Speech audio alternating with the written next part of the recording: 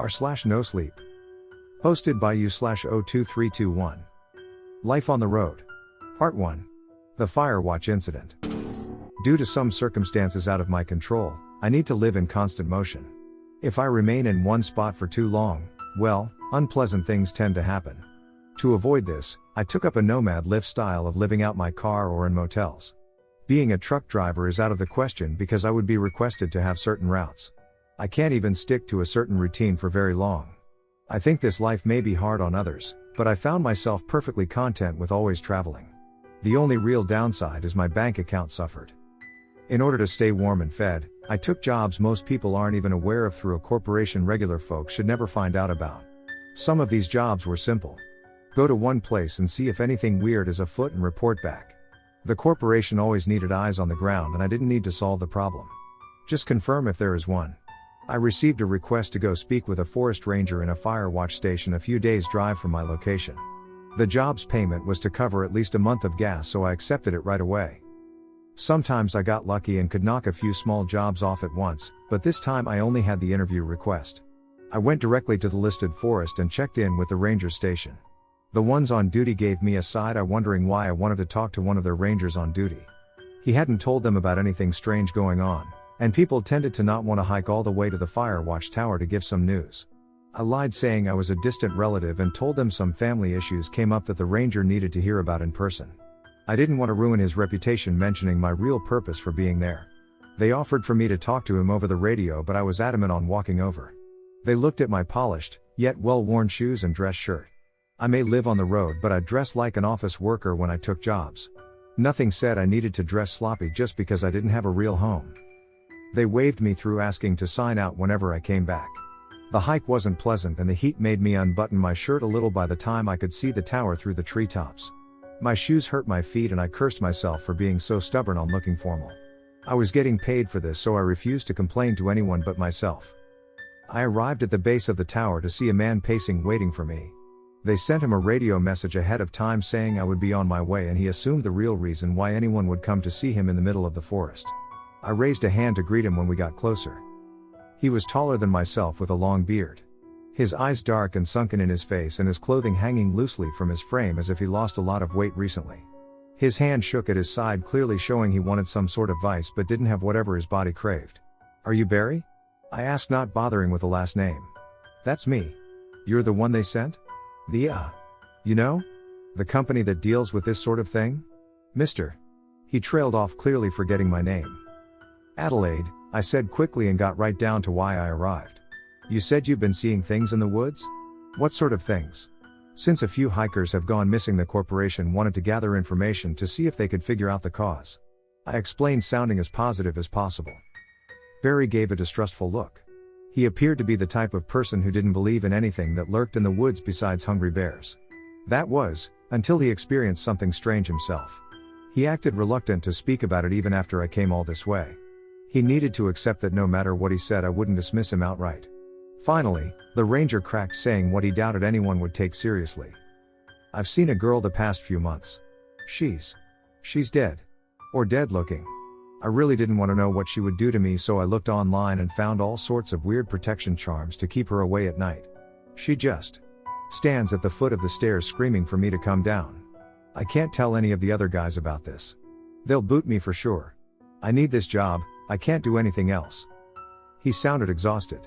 I nodded, listening and taking in his story.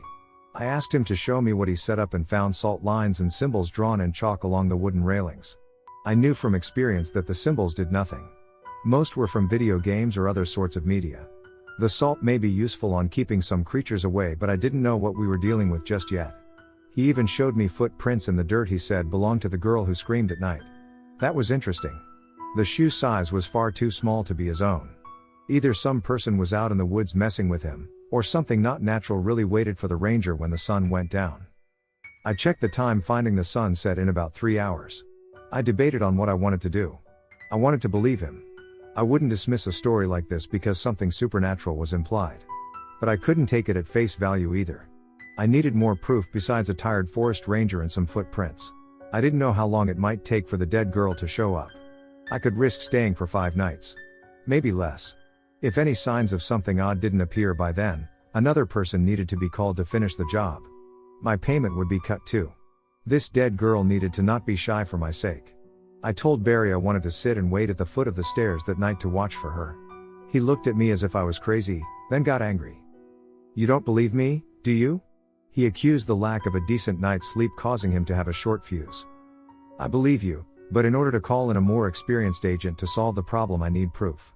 The agents are in high demand, but I also need to know what we're dealing with so we can send in the right person for the job," I explained. Thank God I've been blessed with a soft voice. I calmed Barry down and he nodded. He didn't like the idea of me staying unprotected outside though. He called the ranger station to tell them I would be staying the night. The sky started to change colors and he went halfway up the wooden stairs. Looking down, he attempted to talk me into not saying so exposed one last time. "She'll kill you. I don't know how, but I know she can," he said, voice shaking over the idea of the dead girl in the woods. "It's fine if she does," I replied, not thinking much about what I said. I mentally kicked myself and went on. "Don't worry about it. I've been through a lot of jobs like this," I assured him. He didn't look as if he believed me, but refused to stay anywhere but in his tower for the night. He left me behind when night fell. I wished I brought a jacket along when it started to get a bit chilly as I waited for anything interesting to happen. Barry gave me a flashlight before he hid away for the night. I got bored and started to click it on and off under my chin, attracting bugs. I really didn't like the woods. I didn't mind the bugs but hated getting bitten. In my line or work, nothing good happened in the woods. I felt as if humans should just stay clear of them to avoid all the trouble. I heard something off in the trees and got to my feet. With the flashlight in hand, I scanned the woods trying to find the dead girl Barry spoke about. This was my job, but I still got a little scared. Alright, a lot scared. I felt terrified of seeing her. I wanted this all to be some sort of prank some bored high school kids were playing on the forest ranger that crashed their party in the summer. That wasn't the case and I learned the hard way. I turned to check behind me, convinced something might be crawling up ready to attack. I breathed a sigh of relief seeing nothing. Thinking myself a bit silly from getting so worked up, I turned again and my heart nearly stopped when my light landed on a pale figure standing a few feet away. Barry wasn't lying about how she looked. If this was a prank, then the person behind it was better at any movie studio doing makeup. I could no longer believe this was any kind of joke when my light shone through a rotten hole in the figure's stomach. My hand shook and I almost screamed when she took a step closer.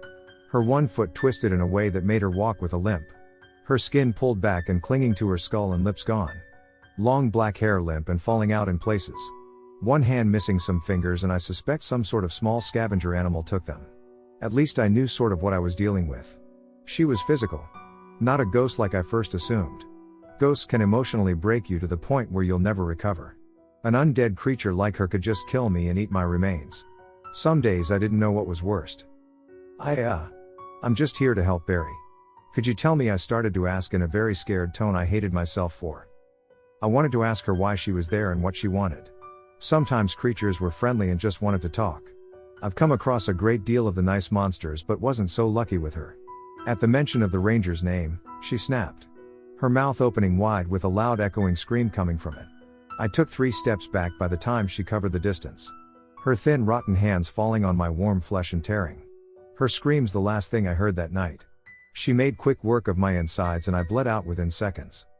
I assumed she kept tearing my body apart, but I wasn't aware to know what happened after I died. Yes, I died. And when the sun rose, air filled my lungs again. I gasped and coughed, my body repaired as if nothing happened. Not even my clothing remained torn. All the pieces back into place with only tracks in the dirt and a broken flashlight as evidence of the attack. I died and came back. Those are the circumstances that kept me on the road. I can't tell you how I gained this power. It's just something I found I had after death came for me one day so many years ago. No matter how I die, I come back perfectly fine the next sunrise. I haven't been killed that many times since I found out about this odd quirk. I still felt pain and held on to the memories of my death, so I tended to avoid it if possible. I come back to life in the same spot I died in. So, if someone were to bury me alive, every sunrise I would come back stuck in one spot. This power isn't as great as one assumes it to be. I rolled over, still dazed and trying to collect myself. It always took a few minutes to get past the pain of being killed. I sat up, trying to find traces of the girl. I did want to help her. Even after she killed me, I felt as if she needed someone on her side. Seeing her reaction and the state of her body, I started to get a terrible idea of what happened to her. I wanted to confirm my thoughts though. Without any cell phone reception, I needed to leave and come back after gathering some more information. Barry must have seen my body from the watchtower scattered in the dirt that night. I guessed he was asleep, or refusing to look outside because he didn't call down when the dead person got up and started walking back down the trail in the gray morning light. I've never had someone watch the moment I came back to life, so I didn't know what it was like. Did all my body parts snap back together? Did I just appear all fine and dandy? I decided I didn't like that train of thought. The idea of it making my body itch. I stayed at a nearby motel using their terrible Wi-Fi for the rest of the day. I went back down the hiking trail with a new flashlight and a plan in mind. I needed to confirm what I found out. It was a stretch of theory though, and if I wasn't right, I might just doom an innocent person. I arrived by the time the sun set. I noticed movement in the fire watch station. Barry was still there and I didn't report into the ranger station, so I didn't know if he told the others about my death or not. "Hey Barry, can we talk?" I shouted upwards, hoping he could hear me. It took a few minutes, but he opened the door and looked down. In the dark I couldn't really see his face, but one could guess what expression he wore. A dead girl and now a dead man. I bet he thought he was losing it. She killed you," he shouted back down, sounding almost angry that I stood there alive and well. "Yeah. That sucked. Anyway, can you confirm something for me?" I asked, wondering if I needed to go up and get him. His attention got drawn somewhere else. Even at a distance I could guess at his line of sight. I brought my flashlight to shine over to the woods in time to see the girl taking a few steps out. Her dead face looked shocked to see I was alive. I only had one shot at talking with her before she snapped again. "Hey, I'm here to help you. Can you put off killing me for a minute?" I asked her in a softer tone than what I used with the ranger. When she didn't move, I looked back up at Barry. With her here, he wouldn't come down. I didn't like outright accusing someone of a crime, but he wasn't giving me much of a choice. Anna Jones went missing 6 months ago. Her boyfriend was arrested under suspicion of killing her. He folded and admitted he assaulted her, but she fled into the woods still alive but injured. You were on the search team trying to find her. Why didn't you mention any of this? I spoke sternly, making him read between the lines of what I wanted to say. We never found her. Barry shot back, about to turn away and hide. The dead girl tensed at his words. She let out a low growl and her hands raised ready to attack us. I knew she could tear through the watchtower door and Barry had his time limited unless I kept talking. Why is she here? She wouldn't be standing at the tower every night tormenting you if you didn't do anything, I said back, the girl taking a few steps closer causing my heart rate to spike. I swear, I never touched her, he shouted back, hysterical. Cut the shit, Barry. This time I shouted, my normal kind tone lost in a deep growl. It startled Barry and Anna. She froze, not expecting the outburst. I really hated swearing and only did so when needed.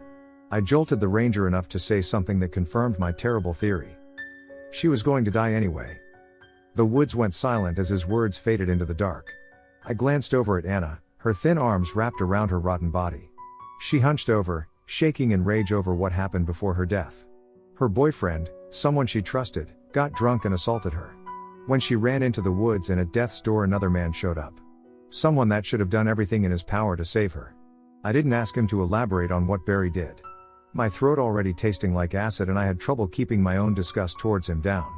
As an act of revenge, she came back to torment him every night.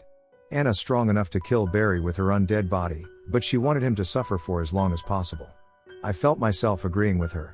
How she was moving around a bit of a mystery.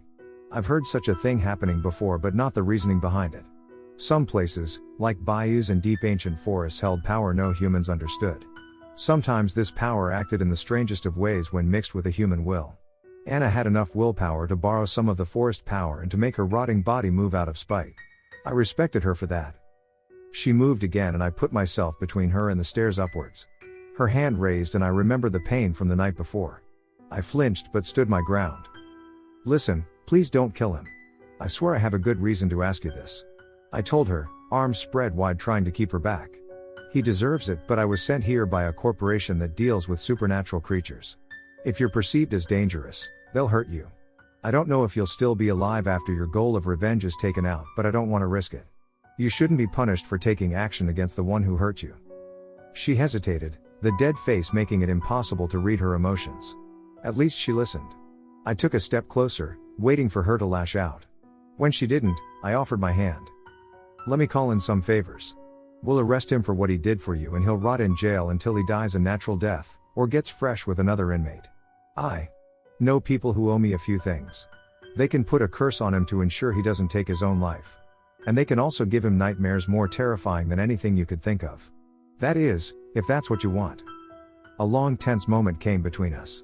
I knew Barry couldn't hear anything we said. I thought I heard him slam the watchtower door and lock it, but didn't risk looking up. Anna's dead eyes flicked over my own, trying to spot a lie.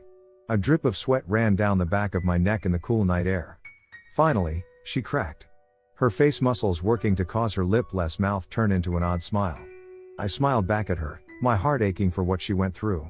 She took my hand, ready to let someone else take over her act of revenge and happy she finally met someone she trusted. Although, I did let her bang on Barry's door for a few hours that night and scream to spook him a little bit. In the morning I made some calls. Police came by and found Anna's body to be taken home and buried.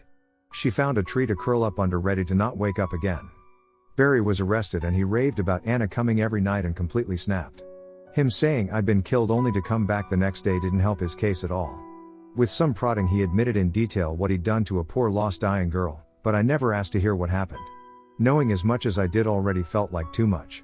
I got paid a little extra for closing the case instead of just reporting on the details. The corporation knew of my ability to come back after death. They never abused it though. Not once did they send me on a dangerous job knowing I would be the only one to live through it. I didn't have any strengths besides breathing again every morning after being killed. So was outright useless on bigger jobs. I kept looking over the extra amount in my bank. It left a bad taste in my mouth. I got in contact with Anna's family and sent them the money for funeral costs. Attending the funeral didn't feel proper, so I promised myself to leave flowers at her grave at some point. I did have friends who could place the curses on Barry as promised but never called them. His mind gone completely, he no longer had any notion of reality. The idea to end his suffering by his own hands would never come to mind. His every waking moment haunted by Anna even though she no longer was around to do so. One small case was solved unexpectedly. I feared there may be more girls like Anna out there waiting to be found. Sadly, it wasn't my job to find them. I only got requests like hers on occasion. Most of the time I needed to check to see if a hotel was haunted or if a guy really did see the 10-foot beast in the woods and wasn't drunk off his ass at the time. I honestly wanted there to be less jobs in cases like this one and that every person that got lost in the forest arrived home safe and sound. I hated when another set of parents to grieved over their missing child. When it happens, and if I had spare time, I had some freedom to do whatever possible to bring them home one way or another. At least each job paid enough for me to afford gas in order to get to the next. Sometimes things turned out well, sometimes they didn't. My life, like my death, was completely out of my control.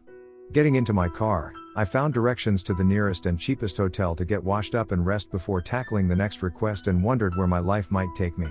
Even after doing this for so many years, I didn't have a clue of what would come next. Life on the road. Part 2. The dangers of pop-up hotels. I found myself on an empty desert road with the sun setting fast. I've been driving all day to nowhere in particular. I'd hoped I would reach a city or a small town to stop and rest sooner and didn't really want to drive all night. For hours I didn't see any signs of life besides a car or two going the other direction. I lived on the road, in constant motion for a few years. I no longer kept track of how long I've been at it. My hair starting to turn gray around the edges since I started my new lifestyle, making me wonder if I'll ever really be able to stop and settle in one place. I started to get tired. When night fell and with no sign of a city or rest stop, I debated on if I should just pull over for a quick nap. I honestly didn't remember the last time I stopped for anything besides a quick meal. I needed to sleep soon. So far, I hadn't seen too many cars but didn't want to risk someone's life by getting in an accident because I was too tired to drive. By some luck, I spotted a sign off in the distance, glowing beside a long empty road. When I got closer, I realized this motel wasn't luck but rather it appeared for one weary driver. Being on the move as often as I was, I've seen things. Most things people would never believe in, but on long roads strange things tended to happen. Some of these things didn't have names, or labels. I started to make notes of what I come across in case I could help out others, warning them away if needed. I called these kind of random encounters pop-up motels. They looked as if they belonged to the 60s or 70s. The neon signs buzzing and giving off an eerie pink light that almost appeared to be a color you couldn't describe if you stared at them for too long. They didn't take cards, so you needed to pay in cash, or any jewelry you may want to give up for a night's rest. Most of these motels were a half square of rooms, All the doors looking out in the empty courtyards. If you find one of these motels with a pool, it's best to keep driving. Nothing good comes from a pop-up motel with a pool. They only appear to those who need a rest and is without any other options. All the other rooms will be empty, but you'll always get the same room number. The clerk is silent, a younger man with blonde hair and a pale face. He moves slowly, handing over the key to room 10. I've stayed at these motels before without too many incidents. I just sleep for the night, return the key and leave in the morning with the building fading off in the distance. I forgot my cell phone charger in my room the one time and doubled back to get it only to find an empty lot. I hope the next person to use room 10 needed a phone charger. At times I might come across a hooded figure standing beside an ancient soda vending machine. The front plastic cracked and bubbled hard, clear buttons sticking when pressed. At least each can only cost a quarter. I paused, looking at the person hidden under layers of dirty clothing. I've met him twice before and gave him a quarter for a drink. The darkness hid his face, but I thought he appeared happy by the offering. He quickly got a cold can and hurried off into the darkness and deeper in the empty desert landscape. I put my own change in and found he bought the last root beer I wanted. It happened last 2 times as well. Every time I pick a different soda and he always buys the last one. Smiling to myself, I picked a regular off-brand soda, taking it to my room. I didn't bring a change of clothing or anything else besides the drink to the room. I didn't want to forget something again and lose it forever. I took off my shoes and laid on my back over top of the sheets. The room smelled musty, almost earthy, but a bed was better than sleeping in my car. At least the room appeared clean, and I've never had any issue with bugs in the pop-up motels in the past. I drifted off quickly, being totally exhausted from the long day. Who knows when I last slept? With my hands resting on my chest, I fell into a deep sleep for a few hours. I didn't even set an alarm to wake up in the morning. In the middle of the night, my brain pulled me from my rest, confused on why I suddenly needed to be awake. I'd fallen asleep so quickly and so deeply I wasn't that groggy when my eyes opened. I looked around the dark room, not moving my head or anything else, sensing something off. The neon light blinking slowly outside and coming through the thin curtains. The smell crept into the air, causing my body to tense. I knew this smell. Sharp air making my skin crawl. It was almost sweet, under the hints of earth and rotting. The smell of death mixed with something growing in the dark. Heart racing, I knew I needed to turn my head. Whatever was in the room with me noticed I woke up. No way to avoid what would happen in the next few seconds. I needed to face it head on and hated it. My hands shaking, clasped together, and head moving as little as possible. My eyes traveled over to my right side, already knowing that someone else laid on the bed.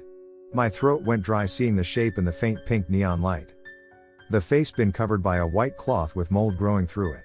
The fabric clinging to the rotten skull underneath.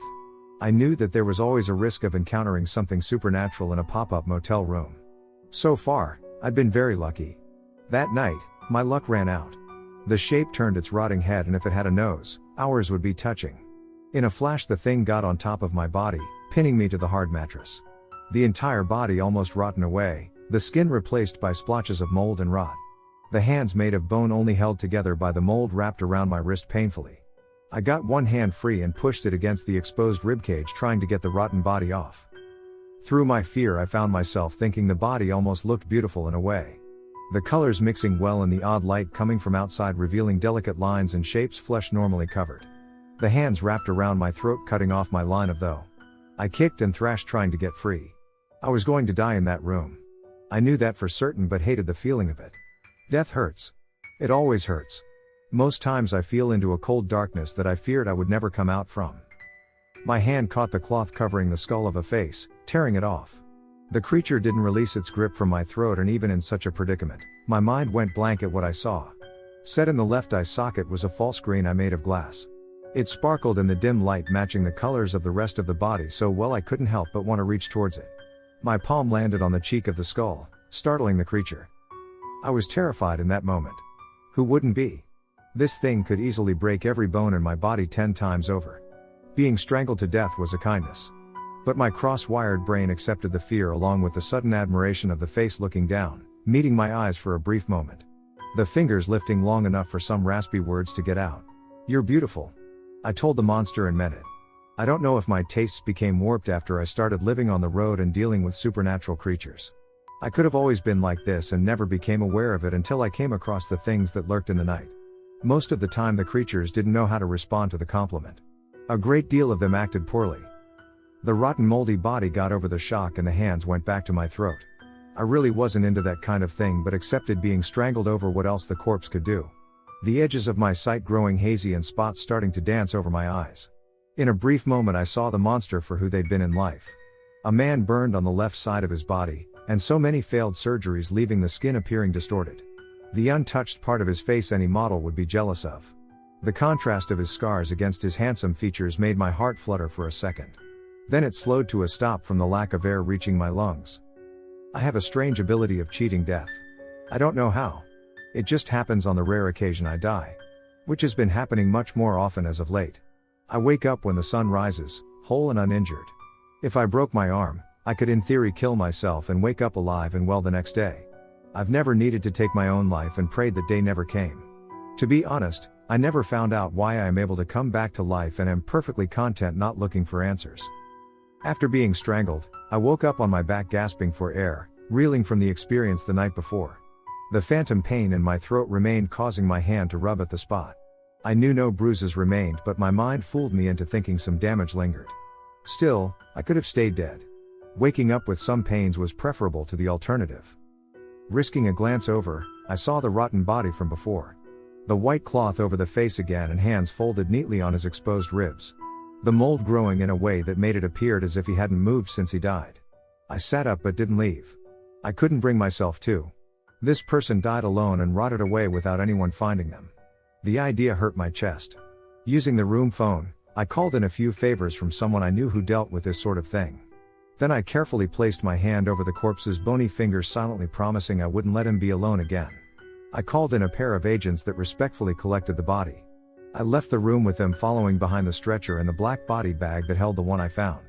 When I left the room, I saw I was no longer in an empty desert but within the middle of a city I didn't recognize.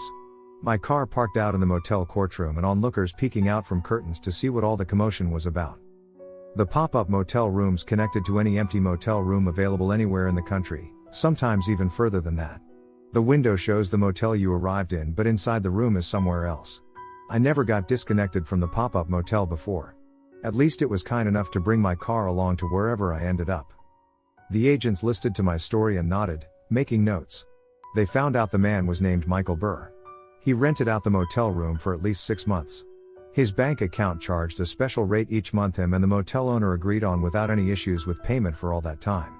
After renting the room, he sealed it up, put the heat on and took enough sleeping pills to not wake up again. I asked about why he might do such a thing and the agents shrugged. I researched myself and found out that Michael had been a dancer, and breaking out to be an actor when an accident burned his face and body. He recovered physically, but mentally could never get over his new refection. His marriage broke apart and family grew distant. After the accident there wasn't a single person in his life to tell him his scars made his face even more beautiful. Maybe that was my own taste talking. Regardless of my own preference, I wish there had been one person who stayed by his side no matter what he looked like. If someone did, I would not have found a body that night. I thanked the agents for coming out and dealing with the body. They called a special cleaning company to take care of the room. Neither knew why the rotten body got back up to strangle the one who made the mistake of sleeping on the bed, or why I was sent to the room after I'd fallen asleep. Sadly, I've found when it comes to supernatural occurrences that things just happen. I wanted to believe the pop-up motel sent me to that room knowing one lonely corpse needed company for the night. I also found out later that his family cremated Michael's body. I wondered if that was something he wanted, or if it was just a cheaper option for them. He might not have thought much of his body rotting away in the ground, or leaving his scarred face behind in the world. Still, I wasn't a part of his life. I didn't have any right of being a part of his death. I did what I could for him.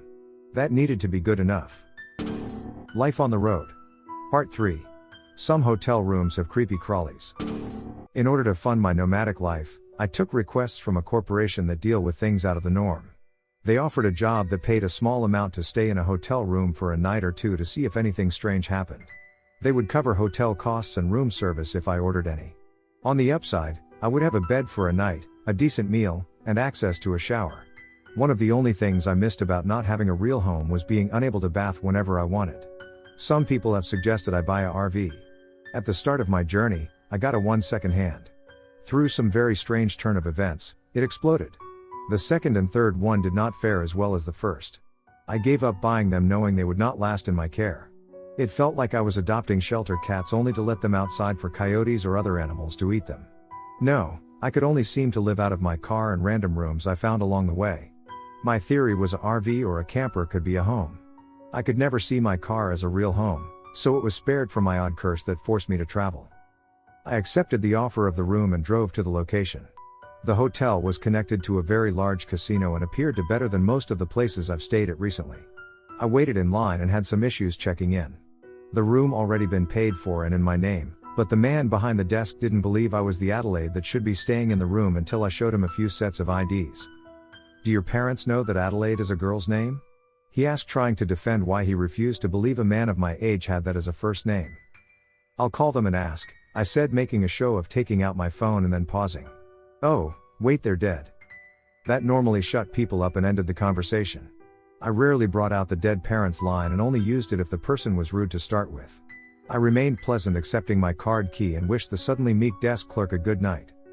I found my room on the 4th floor, wondering if it might be worth it going to the casino. I didn't have that much disposable cash and figured the chance of winning anything wasn't worth the trip back downstairs. The room looked fine, a bit larger than I expected. It had a sitting area and the bed separated by a wall. The bathroom large with a shower and a hot tub, or are they called something else if they were indoors? Either way, I hadn't been able to afford something like this on my own dime for a long while. That tub looked so tempting. But I'd been sent here to investigate anything strange going on. The tub could wait until I knew if it was safe to let my guard down. I'd been told very little about the job. A few people had stayed in this room and experienced odd sounds at night. Some woke up with swollen bites they suspected to come from spiders or a different type of insect. After each report, the room got cleaned top to bottom with no signs of any creepy crawly creatures lurking in the corners of the room. I was shocked something this minor even got on the corporation's radar. Maybe they found something that hinted at a more supernatural danger besides people being nipped at in bed. I checked over the entire room a few times to find nothing of note. Not even dust bunnies under the bed. The long drive starting to get to me. If something appeared ready to eat my legs, I would deal with it when it happened. I wanted to sleep but first needed to get cleaned up a little. I often went a few days between shaving and hated how scruffy my face started to look. My hair also got pretty long. I spent some time getting my face back in order. I tempted fate to take a quick shower, hoping nothing was inside the room that my human eyes couldn't see. I didn't want some sort of ghost of monster seeing me in such a venerable state. I didn't even order food that night. I went right to bed just as the sun started to set. I needed the rest, and it felt nice to be in a bed that wasn't bumpy or worn down by countless other people sleeping on it. I only had this room for 2 nights. Might as well enjoy it. I've never been a heavy sleeper. Any noise in the night tends to wake me up.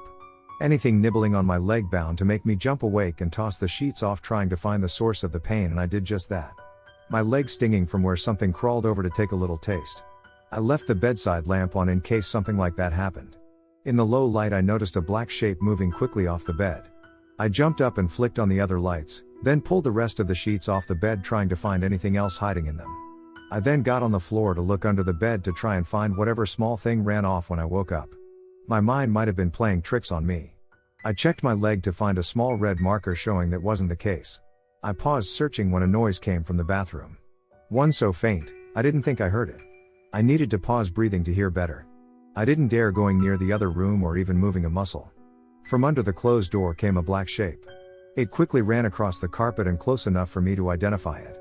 I slowly let out the air from my lungs while watching a black millipede run under the bed and into the darkness. The shiny body disappearing the moment another came from under the door. More started to join the first, and I decided it was a good time to start moving. I started off quickly, but the bugs swarmed faster. Each step an awkward dance, trying not to crush the insects in my mad dash to the door. I got as far as the open doorway and made the mistake of glancing over my shoulder. In a flash, a much larger shape came from the dark bathroom, bursting the door open, cracking the wood. It crawled along the ceiling, long body swiftly trailing behind. I got cut off when the creature went above my head and stuck fast against the door and only way out. I turned on my heel towards the sitting area. I thought I may have a chance jumping out the window. Being splattered against the pavement sounded better than being eaten in that moment. A hand caught my shirt. I knew I wouldn't be making it through the night alive even before my body got tossed on the stiff couch so hard it broke the small wooden legs. My head swimming in pain, I had a second before the nightmare set in. The creature hovered over me and in an instant wrapped a long black body around my own, and a crushing squeeze to tight my right arm snapped. I muffled a scream of pain, trying to stay focused to see what suddenly attacked. The monster's bottom half was identical to the black millipedes that started to fill the room. Only much, much larger. The body thicker than my own and so many feet long. With it wrapped around myself and constantly moving, it was impossible to guess just how long this thing was. The upper half looked like a normal human's besides the pitch black arms. Each finger covered in a hard jointed shell and tipped with claws. A pile of black tangled hair blocked the face of the monster. It shook some hair aside, showing half the face underneath. Fighting through the pain, I glanced at the face with a hinged jaw filled with teeth, to the torso with skin so tight it showed ribs. I would be this monster's first meal in a while. The body kept moving around my own, the legs never stopping. The tightness let up and my arm hurt slightly less. I still didn't have any chance of escaping, my mind grasping at anything to try and get free. The smaller millipedes made their way over to crawl across my face, tickling a little. I honestly wasn't scared of bugs.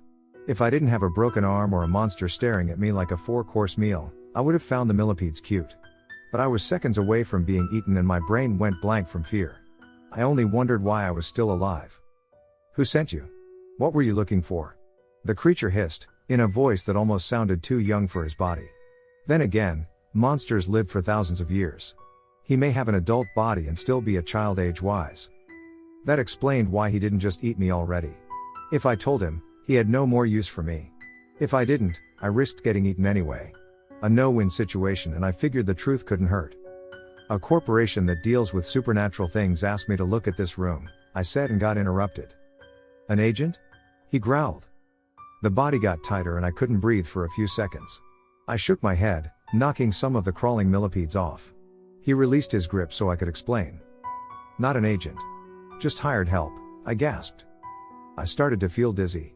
The pain in my arm turned my stomach and I couldn't expand my chest enough to get in enough air.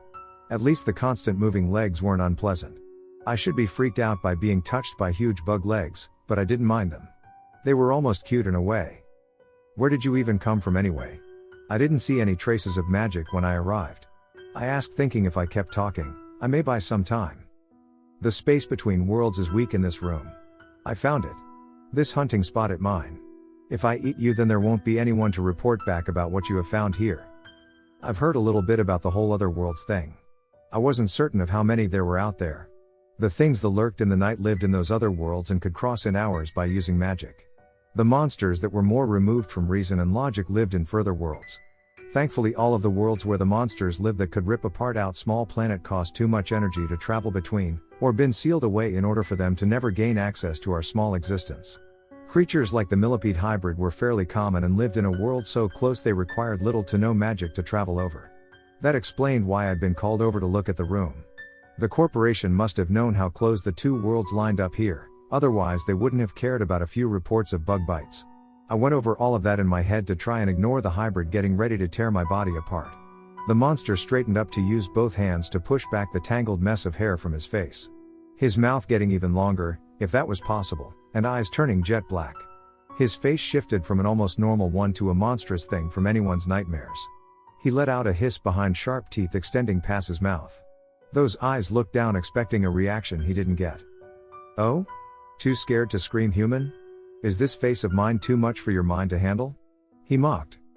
Since I started traveling, I've seen some pretty messed up things. Even the slight memories of those things made my heart want to stop. And after coming across all sorts of monster and supernatural creatures, I found out something I never wanted to. That you could be afraid and deeply in love at the same time. My body screamed to run, but my mind made my heart beat from seeing the sharp teeth and dark eyes. The tips of the ever-moving legs brushed against my face and I didn't flinch from them. Was this monster terrifying and going to eat me? Yes. Was he downright cute in a little brother sort of way? Regretfully, also yes. I didn't feel attracted to him in a romantic sense after seeing his full face. Just saw him like a good neighborhood kid that needed to be taken care of and protected. I hated the idea of those teeth sinking into my flesh, but accepted it was going to happen. After seeing how starved his body looked, I almost felt glad he finally got to eat something. You're actually kind of cute, I admitted. That wasn't the right answer. It's never the right answer around monsters.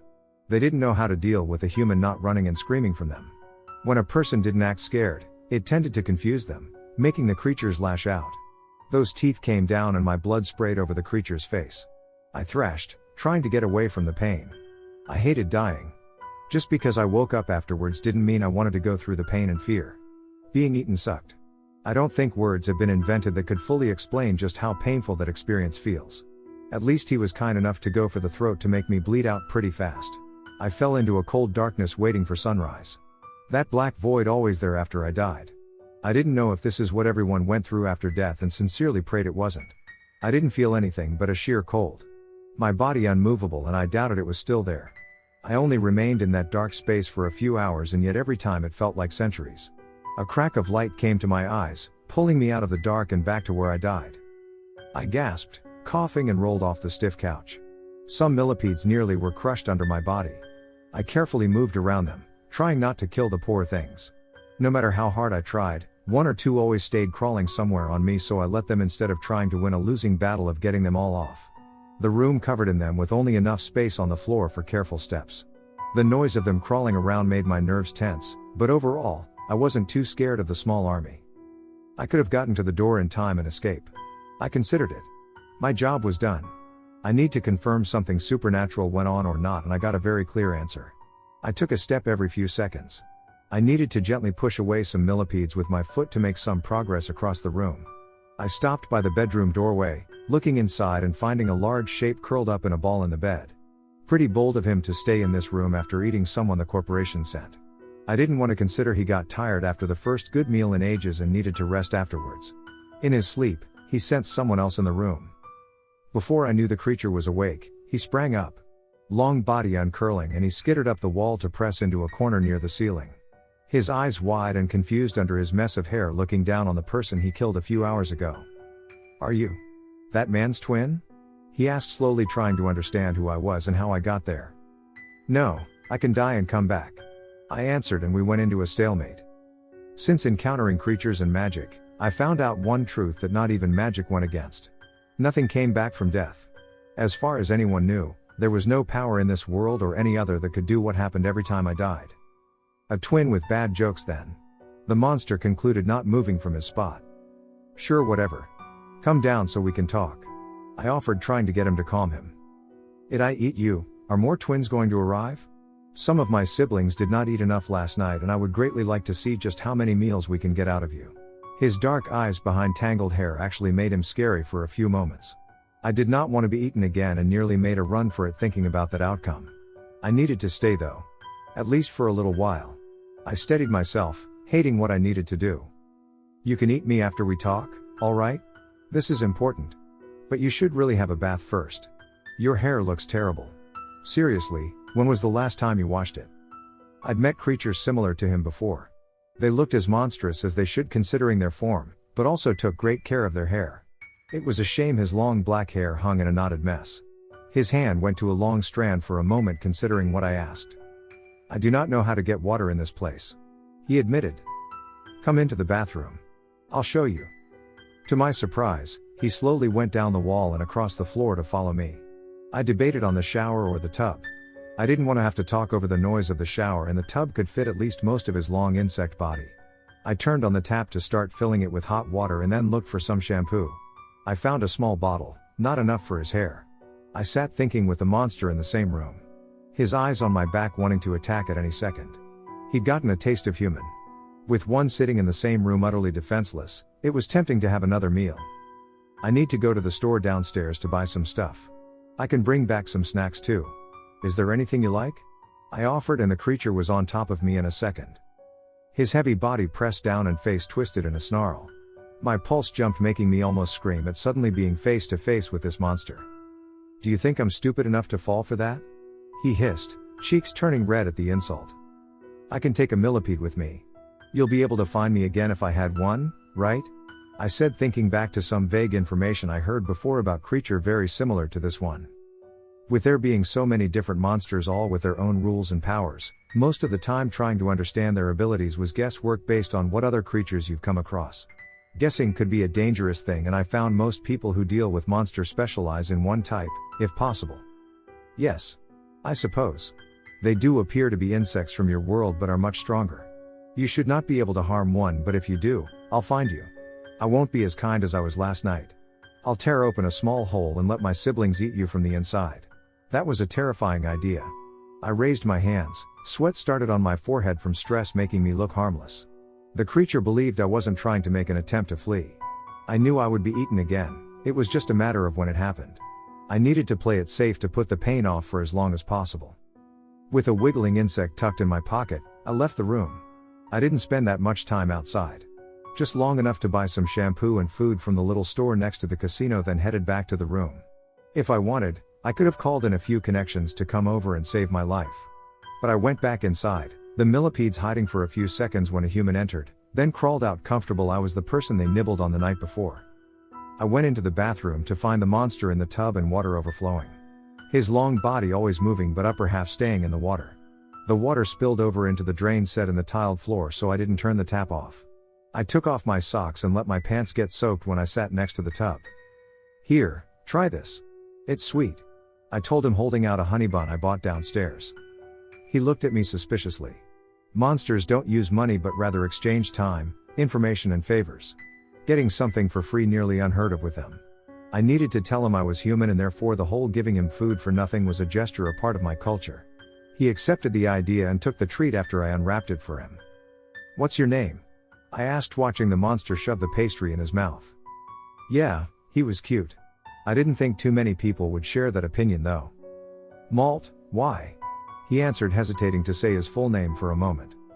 I couldn't help myself. My face lit up hearing such a cute name. His answer flared up, long body thrashing in the water, causing it to splash over, covering the bathroom for a moment. The millipedes stayed out of the bathroom, but I saw them wriggling around the doorway, threatening to come inside to eat the person who upset their brother. "It means something important in my language," he hissed, ready for a fight. "Mine's Adelaide. I've had a rough time because it's a girl's name and people think guys shouldn't have cute names," I explained, fully understanding his reaction. He calmed down, and the slight hissing coming from the mass of insects in the other room quieted. Malty let me get to washing his hair after we bounded over names. I found a comb and got to work trying to untangle the mess it became while rinsing the long black hair with shampoo. This would take hours, but at least he wasn't tearing my body apart. "Your English is pretty good. Did someone teach it to you?" I asked as I worked. My mother was human. I lived with her for a few years. I wasn't expecting him to be a half-breed. I've seen a monster identical to him before and he was a full-blooded monster. Half-breeds are difficult to spot due to body adjusting to their environment. If he grew up in the other world, he would have become a creature exactly the same as full breeds. If he grew up here alongside humans, he might have shifted to having regular human legs without any way of getting his other form back. I assumed his mother died or else she might have raised him. The insects in the other room most likely full-blooded creatures from a different mother. "Are you the same person I ate last night? Not a twin?" Malty asked after a while of silence between us. I didn't know how I wanted to answer his question. If I said yes, he may see me as an endless food supply. I would be powerless if he took me the other world to keep himself and his family fed until he died, or until another monster took his food away. I also didn't want to say yes to give him hope there were ways of bringing back the dead. For some reason, I trusted him to not steal me away. At least not right then. "Yes. I don't know how or why I come back. I just do," I explained, unsure if he accepted the answer. For him, unanswered question was normal. Sometimes things just didn't make sense no matter how much one wanted them to. Supernatural creatures understood that. He nodded and then hissed when I pulled at a bad knot. At least we were getting somewhere with his hair. "You got lucky. If I was an agent or someone else, they would have fought back. You really shouldn't be hunting here. You should contact the corporation and..." He sprang up again, his face monstrous and his rage clear. His body grew even larger and took up most of the space, each leg tapping hard against the tiles. "I shall not side with the ones who took away my family for no reason," the creature shouted, causing the mirrors on the far side of the room to shake. So that's what happened. His mother dead, his father killed by agents. If monsters hunted in the wrong spots or hurt a human, they became targets to be taken down by a company that dealt with protecting humans from creatures. Or the hunters would find them and kill them regardless if they were dangerous or not. Malty was an older brother trying to protect his younger siblings after their parents died. His thin human half showed he let the others eat before him. I wondered just how much of my body he devoured last night or if he left it for his siblings. "They'll kill you if you stay here. You can request an approved hunting spot. Forests are always fair game. Why don't you find one to live in? You can eat injured and lost hikers or any animals you come across," I offered. Once again, he calmed down. his body returning to the other smaller shape and sinking down into the over-full tub. Malty assumed I wasn't scared of his other form and didn't want to waste the energy to stay puffed up. I was scared of him. Terrified, but I had enough practice to not let it show in my voice. My hands shook slightly when I got back to trying to tame his wild hair. I can't go any forest. My siblings would be eaten by something. Too many threats in the trees. I need to protect them, he said with a long tired sigh. I understand how you feel, but isn't that a bit unfair? How come you can hunt and kill others but they can't do the same with you? I always thought your kind never had any issues with that sort of thing. I mentioned. He glared up and then sank down into the water to blow angry bubbles. I was right and he knew it. Didn't change how he felt. I let him pout and thought of my few connections. He might not like the suggestion, but he should take it. Monster that could rip me apart or not, I didn't want to see him killed for just being born a certain kind of creature. Our hands became forced and our conversation ended before I knew it would be. Malty flared up again, face twisted in fear but also trying to make himself appear menacing. I stood up after hearing a knock at the front door. If it was just room service, the monster would not have reacted in the way he did. I whispered to him to calm down and I would handle it. He stayed on the ceiling, body moving and twisting. His siblings already disappeared to somewhere or found a spot to hide. I walked over to the door, clothing soaked from washing a monster's hair. On the other side of the door stood someone who I normally was glad to see. Right now, I really didn't want him here. He was an agent I've worked with a few times and we had an odd working relationship. 340, what are you doing here? I haven't submitted a report. I asked him, trying to sound natural. He was a part of a family that had so many brothers they gave up on names and used numbers instead. He looked the way you would think a secret government agent would. Tall, broad shoulders and black neatly styled hair. Sunglasses covered his eyes and I couldn't read his stern expression. Most of his brothers looked pretty much the same, but he had a long scar going down his face starting at his forehead and ending a bit under his chin. It ran through his lips, exposing a small hint of teeth. I knew he hated that scar, but of course due to my weird tastes made me think it made him look extremely handsome. We weren't picking up your phone. I was nearby for a job and came by. Who else is in the room with you? He asked, tone even and stern. Crap, I didn't even check my phone when I woke up. 340 was one of the rare people who knew I came back after dying. He didn't like it and wanted me to avoid such a thing as often as possible. He had good senses and knew a monster was in my room. If he found out Malty killed me, then he would be deemed dangerous and 340 needed to arrest him in the very least. I could feel the millipede creature waiting to attack from inside the room. This had the chance of turning very ugly very fast. I doubted a half-starved creature against an agent would end in a weaker creature's favor. I needed to do something or else one of them were going to be killed. Malty. He's a millipede and a good boy. He's protecting all of his younger siblings and came through here looking for food. He doesn't know who to contact about getting an approved hunting spot through the corporation, I said quickly. I knew 340's soft spot for his hundreds of younger brothers. He may look stern but was really a big softie for them. Malty let out a noise of betrayal and I ducked inside the room to grab his hand to drag him into 340's view. This was going to happen either way and I needed to control how the conversation went. Did he attack you? 340 asked, his voice low and clearly threatening us not to lie to him. No. I easily lied. The millipede hybrid looked between us, confused on why I would say such a thing. When the agent took a step closer, Malty ducked behind me, making me want to hug the poor thing. There is a long wait on hunting spots. I assume he has not gone to the woods in fear him or his siblings are going to be hunted as well by animals or other creatures.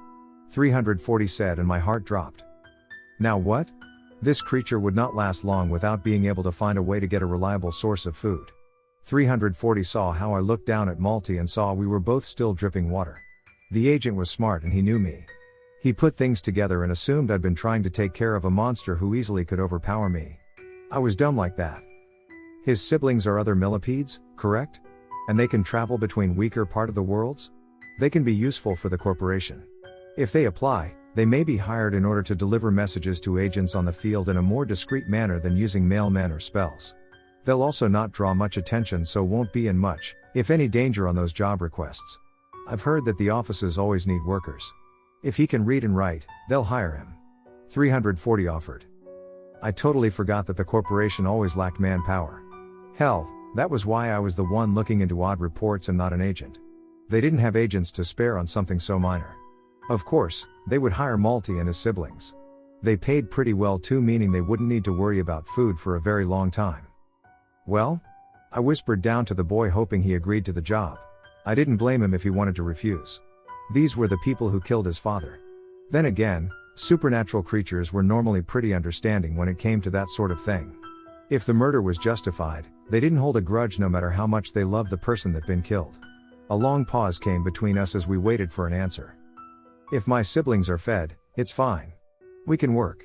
The creature agreed, but still looked scares of the agent in the doorway. With that settled, we arranged to have Malty and the others picked up. The millipede creature staying behind long enough to privately speak with me as his other siblings were herded into a magic circle to transport them somewhere safe and away from humans. If you told him I attacked you, I would be dead by now. I owe you, Malty said, weary of the agents nearby even though he would need to work with them soon. Don't worry about it. It's just what I do. The boy looked up at me trying to figure out what to do. Creatures worked on a favor-based system. He couldn't just not repay the fact I saved his life. But he didn't need to repay the favor right away. He decided to figure out something at a later date, but I doubt whatever he thought of would ever be enough in his eyes. I said goodbye to him and his little siblings, glad he had a future but also glad he didn't kill me a second time. That would have sucked and make it harder to lie for him. With that sorted, I was left with 340 after the others had taken the millipedes away. I knew 340 was well aware of my lie and started to feel nervous with his eyes hidden behind those dark sunglasses staring me down. We'll pay for the room for another night for you. I think you'll get a little bonus for taking care of this in a peaceful manner, but you need to stop doing things like this. If something happens, it's not your job to take care of it. Call in an agent, he said, sounding a little bit heated at the end. I nodded, knowing he was right. I should have called in a professional to handle it, but would they have seen the boy as the small half-starved creature, or a dangerous monster that needed to be put down? I felt a small touch on my arm and looked up to see the agent got closer. Only one of his ginger tips touched my arm, but that was enough. He was a bit taller than myself and he lowered his voice in a way he very rarely did. Check your phone next time. I got worried.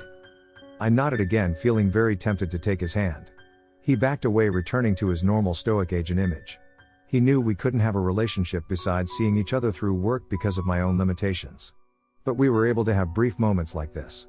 His phone rang, showing he was overdue for another job. Without too much else to say, he left, going back to work.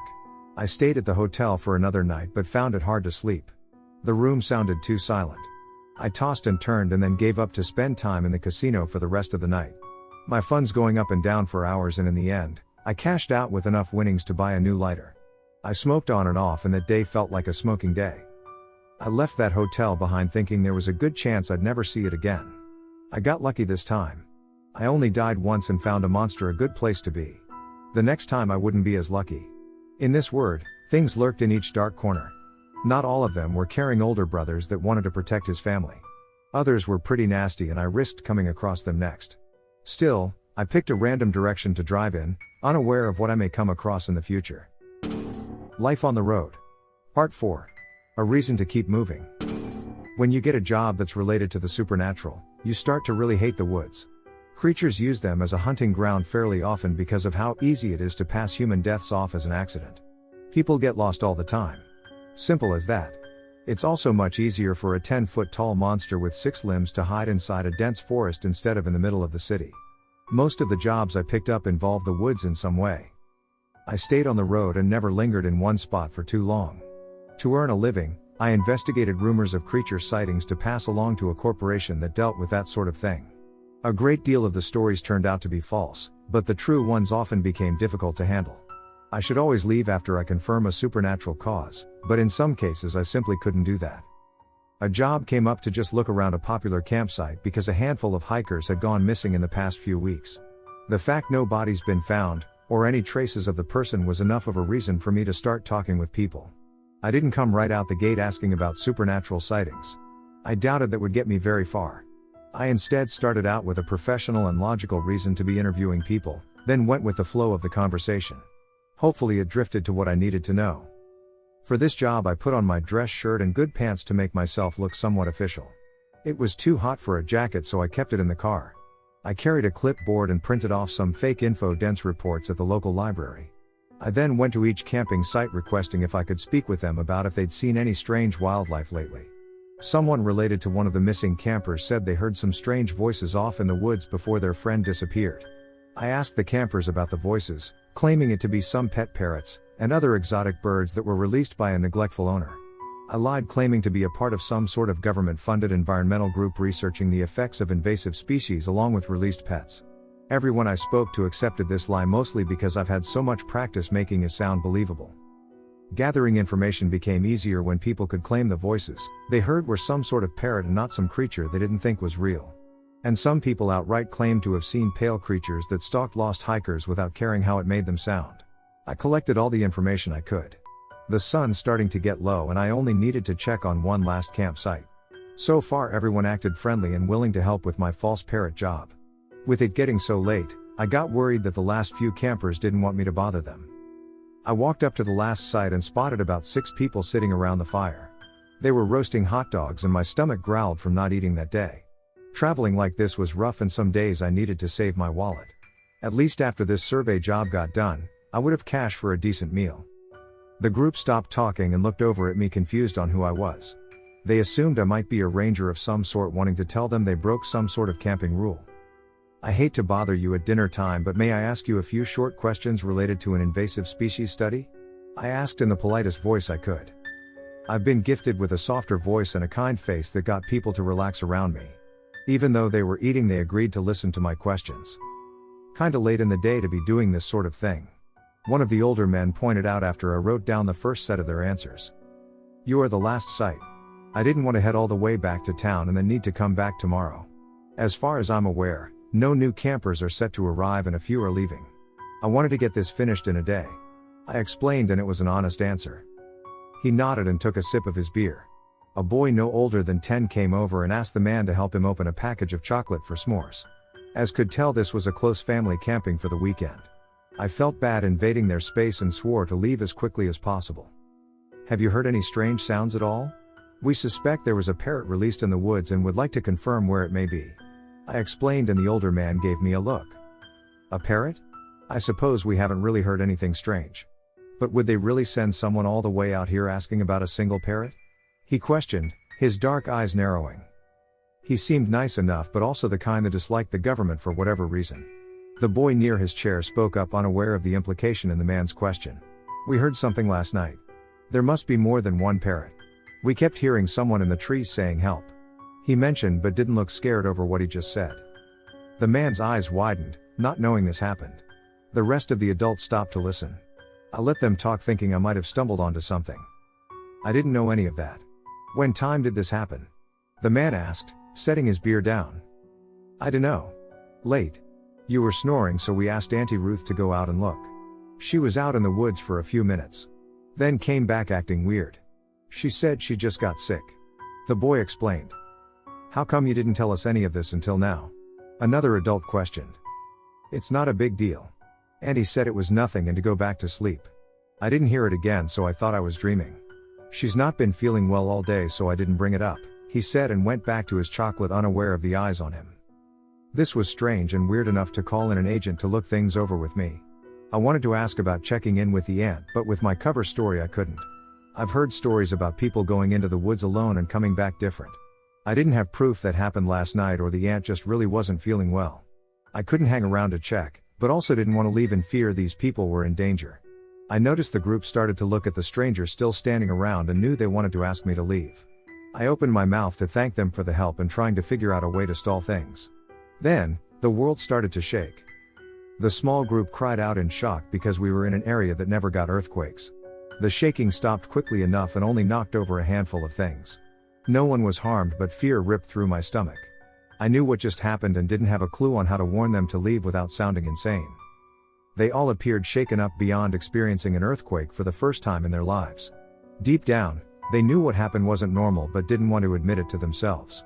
I wasn't able to tell them the ground shaking caused from the space between two worlds crashing together. It was rare, but did happen on occasion.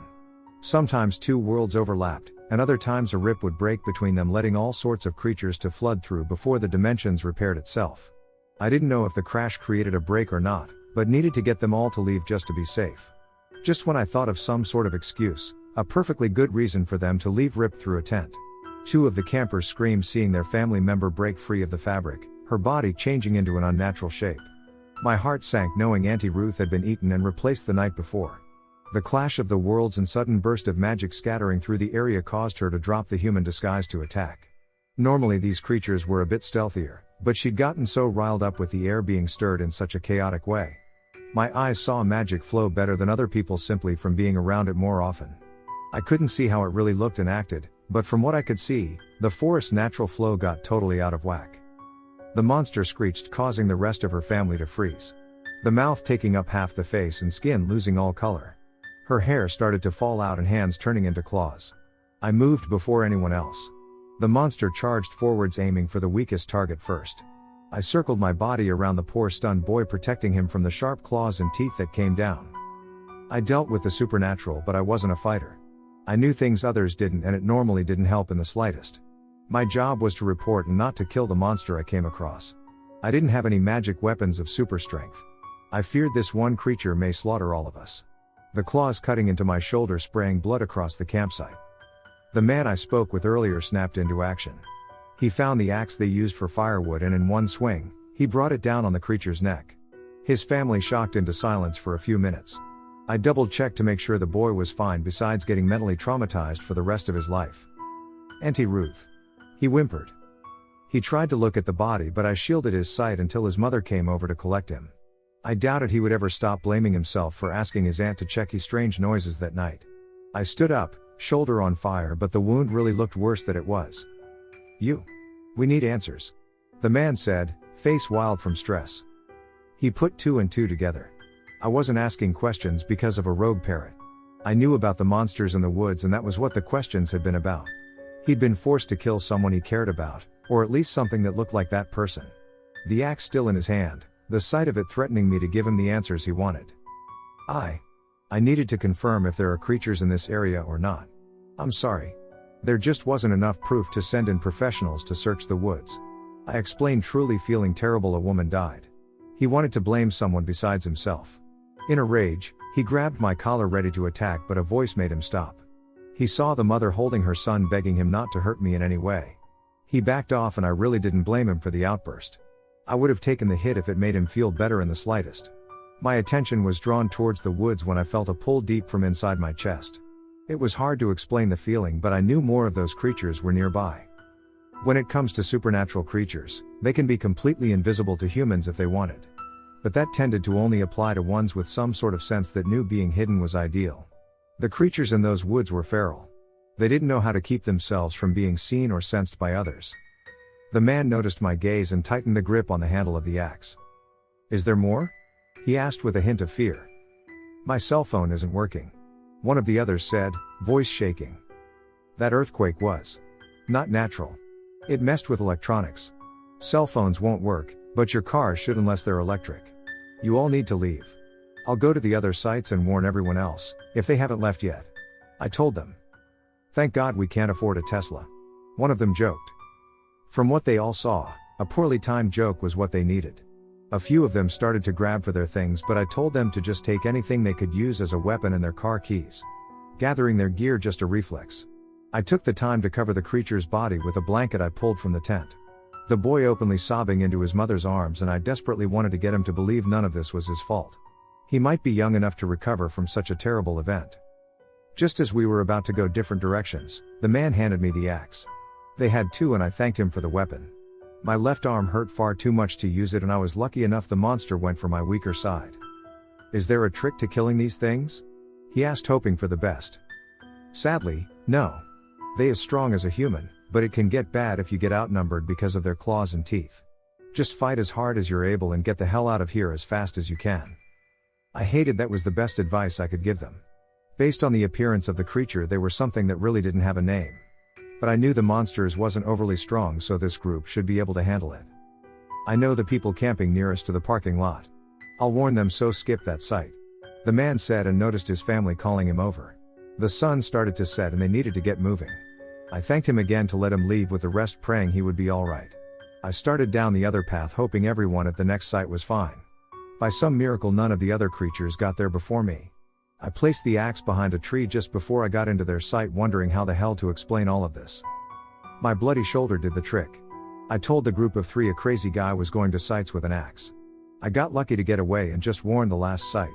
They offered to bring me with them, but I lied saying I had someone just off the trial I was going to meet up with. They grabbed their bags and left, not wanting to risk the danger of staying. With their cell phones not working, there wasn't a chance of one of them calling the police to disprove my lie. I mentally thought back to how many more campsites I needed to check when that pulling feeling came back. A creature was close. I grabbed the axe and ran in the other direction the campers went, trying to lure the creature away from them. I felt the thing in the dark racing towards me, which I got some mixed feelings about. The thing leapt from the woods and I got a very lucky hit on it. The blade of the axe cracking into the creature's skull with a sound that nearly made me sick. I doubted I would be able to fight off too many of these things. I really wasn't strong enough to take two at once. I tried my cell phone to call backup. The corporation gave me the phone, so it dealt with magic outbursts better. I connected a call for half a second and then the phone died. I might not have gotten a clear message through, but they would know something was up in my location for the job. They would send someone with such an odd call from my phone. Now I needed to focus on making sure no one stayed in these woods. I kept to the trail, trying to see my way in the dark. By some luck I found another campsite. They left behind their tents, but the rest of the gear was taken away. That meant whoever had been here already dipped. Don't move. A flashlight beam blinded my sight. I heard the gun moving before I saw it aimed in my direction. When my sight recovered, I looked at very nervous ranger staring me down, trying to decide what to do. They dealt with lost hikers and bears, not axe-wielding madmen. And I looked the part. I cursed under my breath, trying to think of a way out of this. Listen, I said, one hand raised, trying to look harmless. I said, don't move. The man said, scared to death. Great. This would be a pain in the ass to deal with. A slight rumbling under my feet reminded me of how dangerous this forest was. I still didn't know the extent of the damage the crash caused, or if monsters were pouring into our world as we stood there. I didn't have time to stand around talking my way out of this. I avoided getting shot in the same way I was able to get the first set of campers to leave. A pale creature came from the trees next to the ranger. The thing screamed, causing him to jump back in fear. The twisted features of the monster making the ranger freeze up in the same way most people did. My body moved on its own again. I arched back my arm and tossed the axe at the creature as hard as I could, knowing I wouldn't reach them in time. The blade did not hit the monster, but it knocked it off course and slowed it down enough for the ranger to put a few bullets into the skinny body. I ran over to grab my weapon, feeling another creature coming in fast. I normally couldn't sense monsters this clearly. I guessed it was because of the odd effects of tie dimensions crashing together. I could bring the axe down on the monster's skull so quickly because I knew where it would be. The ranger letting out a string of curses at the sight. What the actual fuck? He demanded. I can't explain. Can you start checking out sites to make sure everyone has left? You have a gun and a second person helping would be faster. I asked him. I started to feel dizzy from the wound on my shoulder and moving around so quickly. He simply nodded, not understanding what was going on, but knew he wouldn't get any real answers. I just cleared out one to the east of us. Most of the sites are north, so I'll start there. The ranger said, and couldn't keep his eyes off the dead pale creatures. North? I focused on trying to sense the monsters in the woods. I couldn't tell how many there were, or how far away they stood either. But they weren't heading north. That didn't make any sense. They should be going towards the bigger source of food. In fact, it almost felt as if they started heading this direction. My stomach dropped, realizing how wrong I acted going towards campsites with other people inside them. Monsters like to eat humans, but they were attracted to magic more. If given the choice, they would eat a weaker supernatural creature to gain the power inside their body over a human. I didn't hold more magic than other humans, but I smelled like I did. I need to draw them away. I think they're attracted by the smell of my blood. I'll go the way I came and deeper into the woods. Please keep clearing out the campsites for me. I told the ranger. I didn't give him the chance to reply. I ran past him, shoulder flaring up in hot pain. I only stopped long enough to steal a flashlight that was left behind. The ranger protesting over me going deeper into the woods alone. He shouted I was going to die, and that was fine. Unlike everyone else, death didn't matter to me. I pushed my body as hard as I could. My theory confirmed when I sensed all the creatures heading in my direction and away from the campsites. Again, feeling some mixed emotions about that. A pale hand came from behind a tree and caught my shirt. We struggled and I got a bite taken out of my good arm before I killed the monster with a few clumsy blows. My senses weren't perfect, far from it. My fear dulled them and I could only tell they were following and not how close they were. For all I knew, hundreds of those things swarmed the woods looking for a tasty snack. I just needed to hold out long enough for the rest of the people in the woods to get far away from here. Easier said than done. I'm weak. I've always known that about myself. Most people would be able to beat me in an arm wrestling match, and my body got worn out easily. I didn't know how much time passed as I ran through the woods getting lost. I survived 4 attacks from the pale human-shaped creatures, winning the fights by sheer luck. My body covered in cuts and some deeper wounds. I knew I was going to bleed out unless someone found me soon. My good luck ran out when I literally walked into the worst part of the woods. The blood loss and fear overriding all my senses. I didn't even know about the biggest monster in the forest until I was nearly directly next to it. The thing stood in a clearing it made by uprooting trees with massive hands. A smaller pale creature chased me into the clearing, causing me to fall over the exposed tree roots. The human-sized threat was picked up by the bigger one, finally directing my attention towards it. I dropped my flashlight a few fights ago but saw the creature just fine in the bright moonlight. The thing massive and made up of body parts of other pale monsters. It wasted no time ripping apart the one it plucked off from the ground, eating the pieces so frantically. The hands made up of other hands, and the huge body being supported by more of the same twisted arms along the side. Even the head was made of so many other faces melted together. I heard about amalgamations like this before but never wanted to ever come across one. Fear overtook my body. I sat on the ground trembling and teeth chattering. My only weapon a small axe against a 10-foot monster made up of other bodies that were just as strong as myself. I accepted my death but not the pain and fear that came with it. The creature lifted a gruesome head to let out a screech that ripped through the trees. The thing called to the other pale shapes in the woods to come to it and to be added to the hideous body. The thing finally noticed a new meal. The hand coming down to grab a hold of my beaten and bloody body. Just before it reached me, a gunshot went off, a bullet tearing through flesh. I snapped out of my shock for a moment to look over my shoulder to spot my savior on the other side of the clearing. 340. I called out to the agent, thankful he arrived but also dreaded the fact he came to save me. The man only brought a second person with him. I knew his strength and doubted these two could take out the beast behind me. At best they did some damage. The monster ate all of us to repair the flesh it lost in the fight. I got up to run over to the 2 agents, my legs shaking, and I rarely got this afraid. I wasn't scared for myself, but rather the pair ready to charge into an impossible battle. I haven't met the other agent before but knew at a glance he was 340's brother. A younger one at that. His fresh face and small frame not suited for battling monsters. The hand of arms came down on him and he shot his gun trying to stay free of the strong grip. 340 busy firing off shots from a stronger gun in order to keep the rest of the arms back. I put all my strength into one last swing of the axe. The blade digging into the flesh of the creature, casing some damage but also getting stuck inside a hard arm bone. The hand moving away from the younger agent to grab me instead. It hurt like hell, some of my ribs breaking right away from the fingers tightly wrapping around my chest. The agent's face fell into regret for being unable to do anything to save me. He reached out a hand trying to stick a piece of paper on the mountain of twisted flesh. Through the pain I recognized the paper to be a magic charm, that most likely exploded after it was activated. From the angle I was being lifted away, I could reach down and steal the charm from his hand. He protested but I already took the paper from him and got brought towards the horrible mouth of the beast. This was fine. I had a weapon and knew how to use it. My mind swam in pain and in fear of what I needed to do. This wasn't going to be pleasant. I nearly froze up when the hand dangled my body over the open mouth of the monster.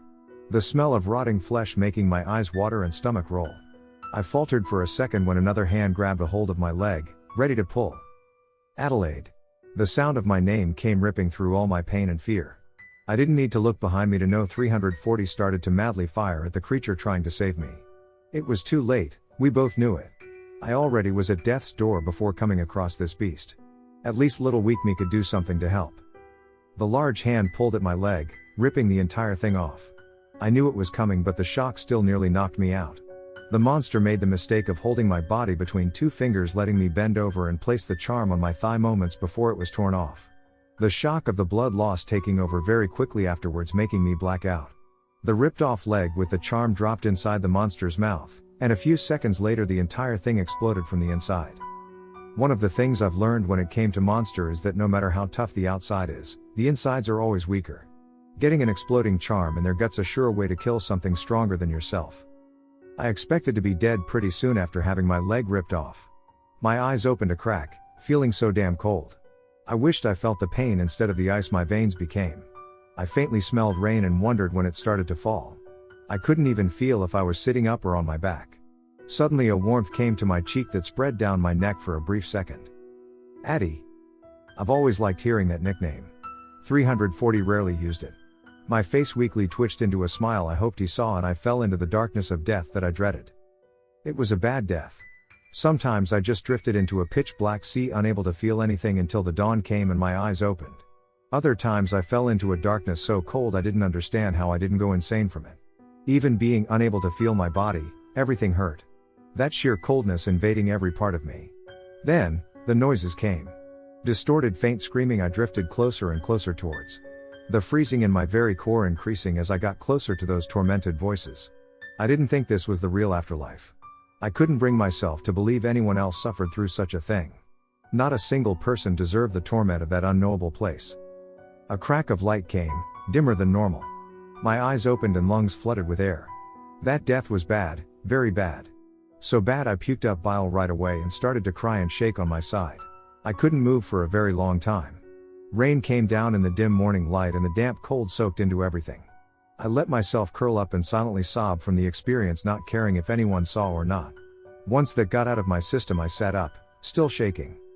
I looked around, seeing an umbrella stuck into the ground in an attempt to keep the upper half of my body dry through the night. A suit jacket placed over my chest and I tightened a grip on it, trying to keep the chill out. My legs soaked but my body still trembled for a different reason. The clearing been cleaning up of the body parts, but I still saw blood stains in the grass. I was shocked to see a deep hole the explosion created. If that younger agent used the charm on the hand to try and save me, would I even have any part of a body to come back the next morning? I shook my head, just thankful those two agents were alive. I got to my feet, taking the umbrella with me. I didn't feel like I slept at all and my body still bore phantom pains from the night. I found trail through the woods and quickly caught up with an agent that guided me down the path and to the small tent they set up over a picnic table. From there they got me a hot cup of coffee and a towel to dry my hair. I didn't feel much like talking and let an agent I never met before tell me the results of the night. Aside from Auntie Ruth, and well, myself, no humans were killed that night. The rip in the worlds hadn't fully closed yet, but it was now too small for any monsters to come through. They assumed the connection between the worlds had been weak in this area for a long time, and that's why some of those pale monsters were already inside the forest before the crash happened. They still had agents out in the woods ensuring no more of the creatures were roaming about, and others worked on a cover-up story. I nodded along, feeling drained. At least everyone got out safe. I didn't care too much about the finer details. Is that your car left in the parking lot? You're free to head home whenever you feel ready. The agent that gave me the debrief nodded towards the only car in the parking lot. I felt too dazed to drive just yet. I wanted to sit for a little while longer and drink the coffee they gave me. I wasn't even aware enough of my surroundings notice how bad the coffee tasted. I'll take him. I raised my head to see 340 duck into the small tent.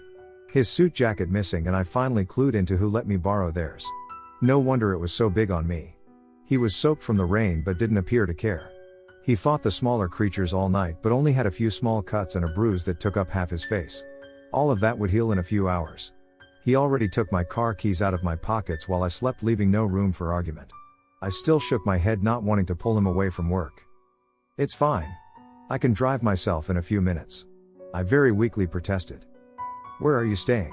I'll put the address into my phone. The agent acted as if I didn't even speak.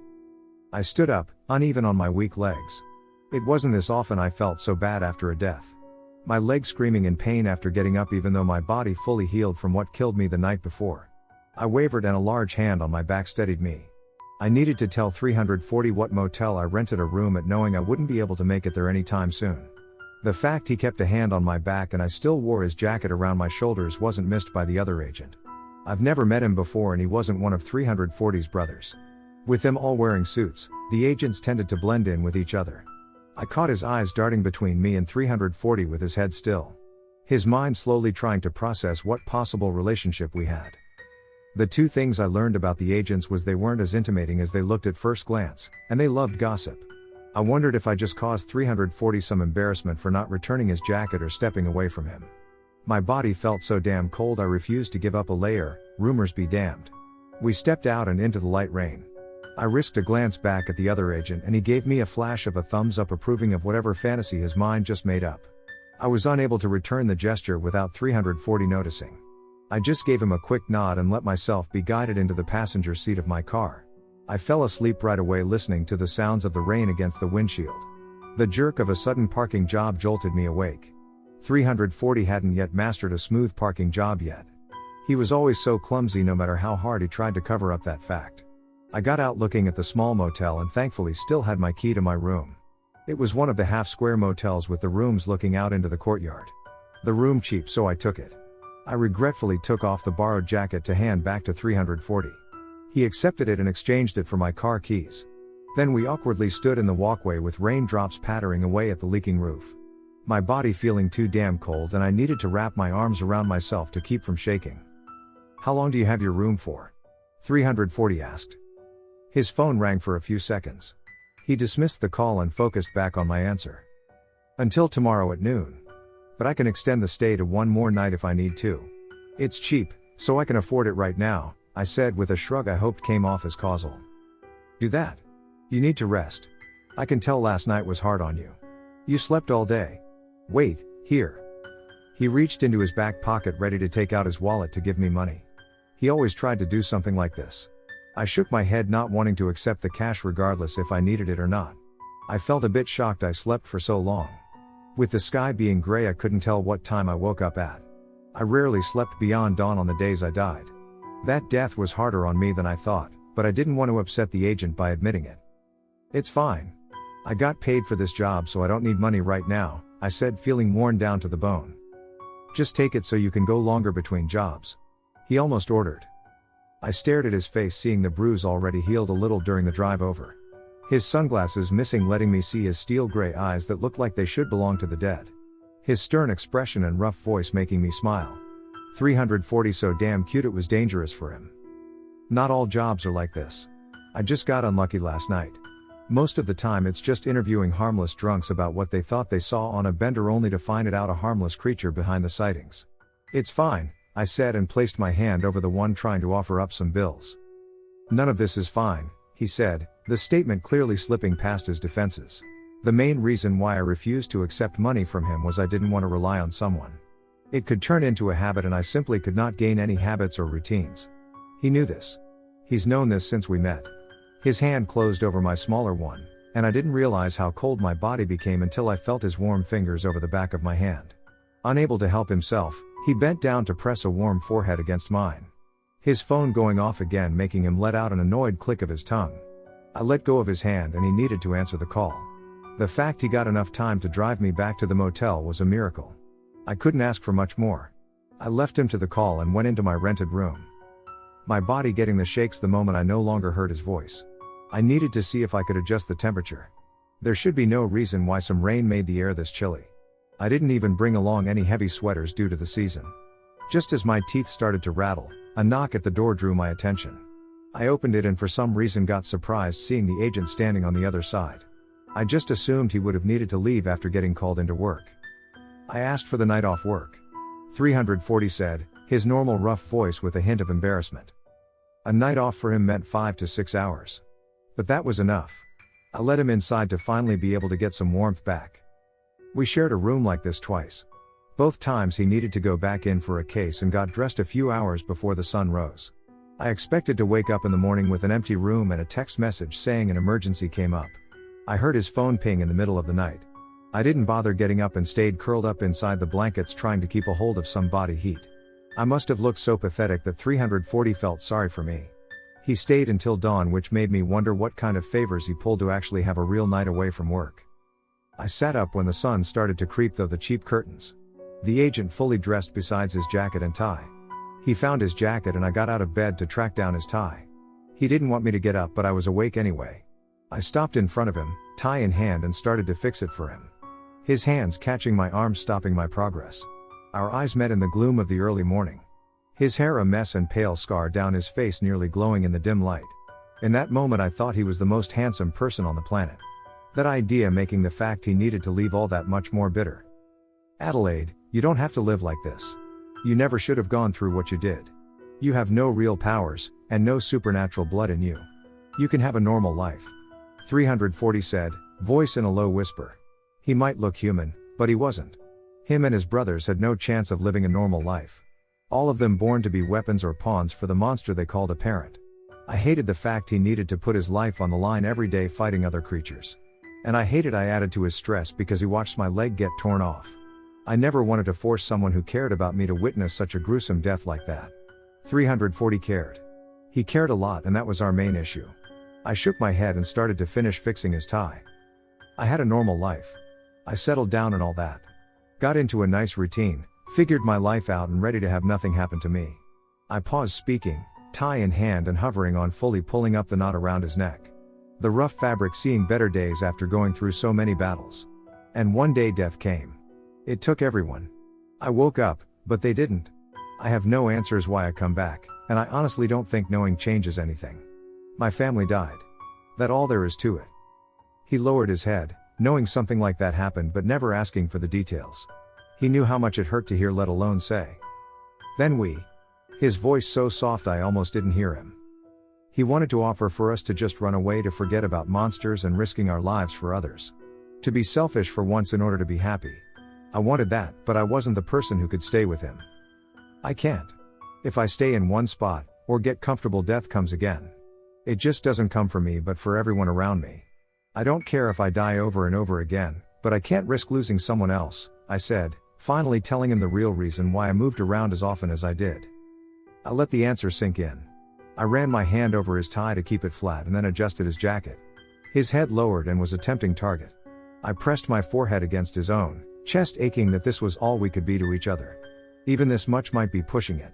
A few pings coming from his pocket kept reminding us that it wasn't just my lifestyle getting in the way. He straightened up to grab his phone to check the messages. I also reached a hand in his pocket, feeling something I wanted. I don't like you smoking. He commented with his hand over the receiver so the person he just called didn't hear his complaint. I don't like you fighting monsters. We're even, I said. No, him fighting deadly creatures every day was much worse than me smoking. 340 always said that and yet always kept a pack of cigarettes in his pocket even though he didn't smoke. I stole them away, wishing motels still had smoking rooms. His call ended quickly but 340 stalled leaving. He kept asking if I wanted to hang out with one of his brothers or if I knew someone to just be around for the day. He didn't trust my color yet, or just my overall expression. I assured him I felt fine. I loved his stupid younger brothers but wasn't in the mood to deal with one of them all day. We both went outside and I watched him get picked up by a car that pulled into the parking lot just long enough to get the agent. The rain started to come down again, making the day a dull gray. My chest still hurt, and now even more from out short talk. I sat outside my room, watching the rain and smoking halfway through the pack. Nothing I thought of made the empty feeling go away. I couldn't call 340 back, fearing just how many nights together counted as a routine. No, I needed to stay alone for his safety. I did the only thing I could. I took a hot shower and got his good meal from the diner across the street. Then, I got into my car ready to move on and try to put the memories of a certain pain behind me. The road ahead would bring more hardships, but also on occasion, a warm bed to keep the hollow feeling away for a few hours. Life on the road. Part 5. The Ghost Plane. Even though my life was one dedicated to always being on the move, I rarely rode a plane somewhere. Driving across North America was easy enough. I wasn't in a hurry to get anywhere nor had much of a desire to go to more tropical locations. Besides, for work, I never thought about booking a flight. A request came in asking me to investigate a certain odd sighting of a plane that started to appear at airports. There was a bit of a pattern to the sightings, and the corporation was fairly certain this mystery plane was real. I normally only got called if they needed someone to confirm certain cases or gather information. An agent should be the one dispatched to tracking down this plane, but none were available. They offered to cover any costs for this trip, including food and hotel rooms, so I took the request.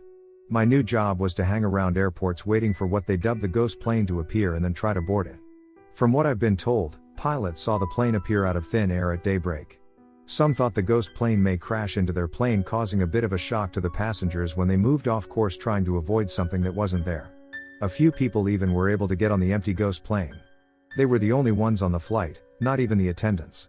By some miracle the plane got them to where they needed to go, and the airport staff didn't have a clue on how someone who missed their flight suddenly appeared at the gate of the plane that they never boarded. Overall, it all sounded harmless. But I knew that when it came to the supernatural, things don't always turn out well. At least I was the one who took this job. If there was danger waiting, I would stay alive through it. But I worried over the outcome. What if the plane decided it didn't want to land? Would I get trapped on it forever? Just flying through the air completely alone? This job wasn't ideal, but then again, none of them really are. I was told the most likely airport the ghost plane would appear at based on the reports and scattered known bits of the flight pattern the corporation picked up. I walked inside the busy building getting acquainted with all the gate locations. Since I don't fly often, I wasn't sure if airports liked having a strange man wandering around for hours between different gates. The managers were told a lie beforehand that gave me whatever access I needed. I even was given an official-looking lanyard to flash in case any staff got on my case. I was also provided with a credit card for food. It was very tempting to splurge on new paperback books and overpriced coffee. I just got the basics I needed but did treat myself to a cinnamon bun. I think the airport air made them taste better. I pretty much lived inside that airport for 2 days. Nothing strange happened the first night. I've slept on worse surfaces before, but curling up on one of the uncomfortable seats and using a jacket as a blanket wasn't pleasant. My entire body was stiff by the second day of walking. By 1 a.m. on the second night I was so tired I nearly gave up to find a hotel room. A sound of heels on the tile floor and my name snapped me out of my sleepy state. I was told to come get you if something odd happened and well. This is odd. An attendant told me in a concerned voice. I followed her and listened while we made our way over to an empty gate. A plane showed up at this gate 10 minutes ago. It's locked, but the weird thing is, no one saw it landing. In fact, all the strips would have been busy by the time it would have landed. Someone should have either run right into it, or saw something. It's not possible it just sat outside all day without anyone noticing. She explained. The odd sight drew in a small crowd of the overnight workers. None of them understood how the plane appeared out of thin air or what to do from there. I could see the mystery plane from the wall of windows just beside the gate. It looked normal besides the lack of any company logo on the side. A pair stood next to the gate doors, debating on if they wanted to go inside. One wore a neatly pressed suit and I assumed he was a manager. I quickly went over to take over. I'll go inside. You all stay here, I said, hoping I sounded confident. Is that safe? Should we be calling the police? The man asked. A set of TFA agents were walking over to the small crowd. The manager must have wanted them to go on first instead of a stranger with unknown credentials. I took action before he could call the police to muddle this entire job.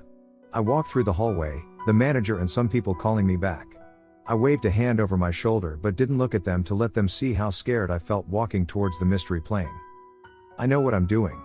If I don't come back out in an hour then you can call some higher-ups. I called back. That was a lie. I had no idea what to do.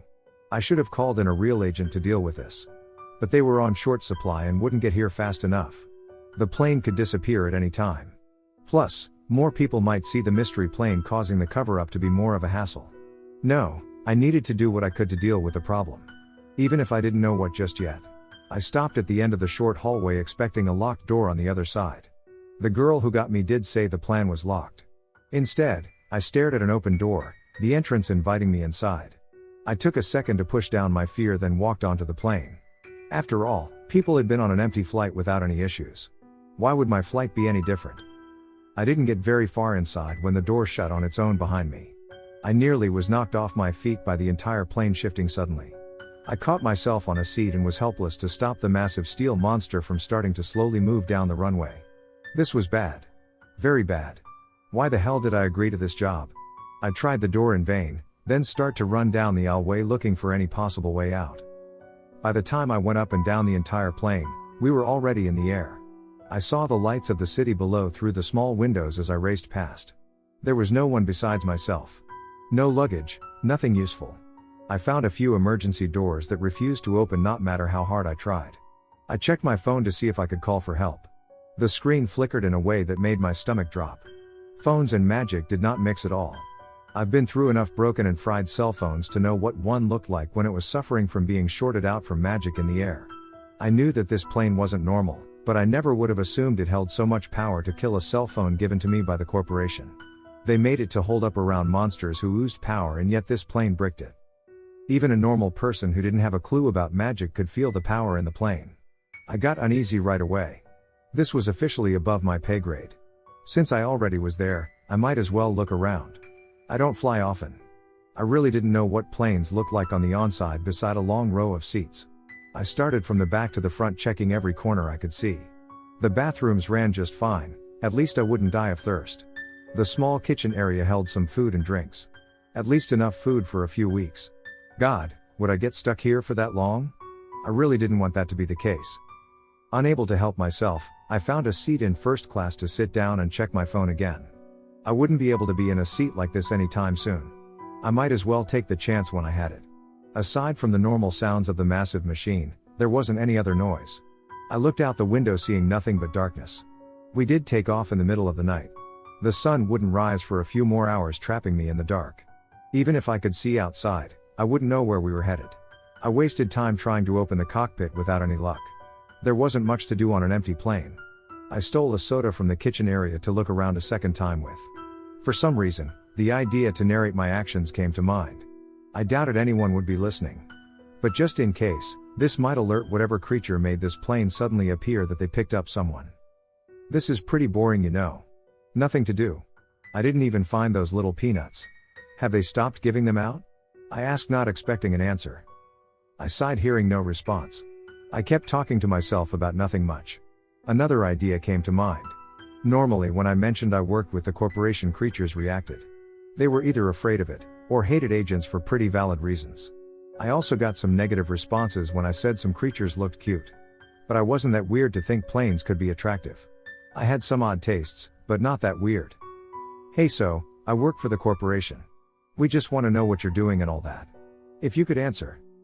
The plane suddenly dipped, making me lose my footing and spill the drink in my hand. I scrambled trying to get back up. Being in a plane that changed course even in the slightest was scary as hell. I don't care who you are. I couldn't really die, but that didn't mean I wanted to go through a fiery crash. I got back to my feet, seeing that something changed. A person stood in the aisle. I should have been glad to see someone, but nope. They weren't a person. Just a black solid shape holding a very sharp weapon. I turned on my heel to run. Aside from hiding in the bathroom, I didn't have a plan.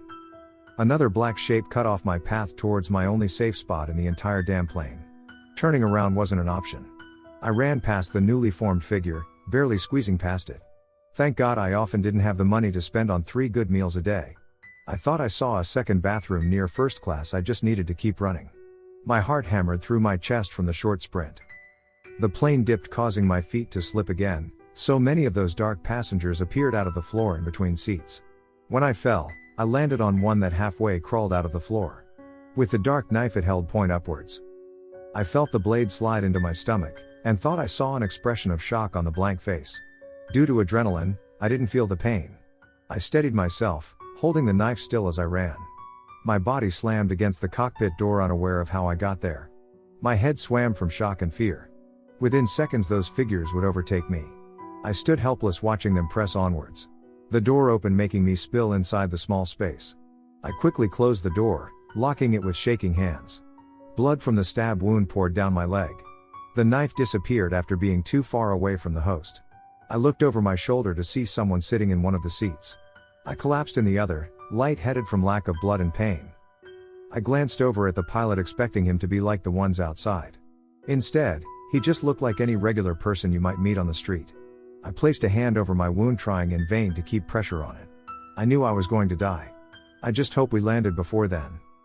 Are you? I started to ask the man sitting next to me. He didn't look over. He shushed me, his blue eyes glued on the window in front of us. A small white pin on his hat caught the light. I turned my head just in time to see the sun rising. The light pouring over the clouds and sea. If you haven't seen the sun, come up while in the air. I recommended it. The sight was one of the most beautiful things I've seen. For a few seconds I forgot about my pain to focus on just that light. All at once, I understood the person sitting next to me. I just want to see the sun every day. That's all. The pilot said, his voice calm and even. Both his and the plane's only purpose was to see this sight. Over and over again. He wasn't a man-hungry monster, or dangerous. He just wanted a simple thing. The only reason why the plane made those figures to attack me is just to hopefully scare away anyone from trying to take down this plane. I doubted any of them wanted to actually hurt me. I just slipped. A guilty look came over his face when he saw how much blood stained my clothing. My eyes started to get heavy and everything felt so damn cold. It's not fair, I said, words barely above a whisper. The corporation would take down this plane.